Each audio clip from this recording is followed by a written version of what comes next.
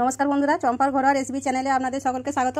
আজকে বানাবো বাদাম পকোড়া। তার জন্য আমি এক বাটি বাদাম নিয়ে নিয়েছি, হলুদ গুঁড়ো নিয়ে নিয়েছি, লঙ্কা গুঁড়ো নিয়ে নিয়েছি, ধনিয়া গুঁড়ো নিয়ে নিয়েছি, জিরে গুঁড়ো নিয়ে নিয়েছি, লেবু নিয়েছি, জল জিরাম নিয়ে নিয়েছি, 4 চামচ বেসন নিয়ে নিয়েছি, 1 চামচ বেকিং সোডা নিয়ে নেব, পরিমাণ মতো লবণ দিয়ে দেবো। মশলাগুলো এবার দিয়ে দেবো, জল জিরাটা দিয়ে দেবো, অল্প অল্প জল দিয়ে একটু ব্যাটারটা গুলে নেব।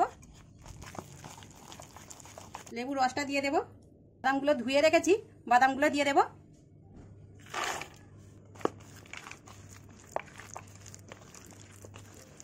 কড়াই তেল দিয়ে দিয়েছি, তেলটা গরম হয়ে গেছে, আর বাদাম পকোড়াগুলো ভেজে নেব।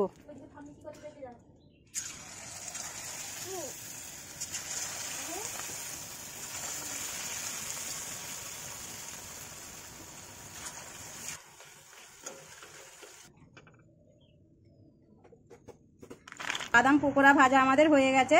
আপনারা বাড়িতে এইভাবে বানাবেন আর আমার চ্যানেলটাকে সাবস্ক্রাইব করবেন।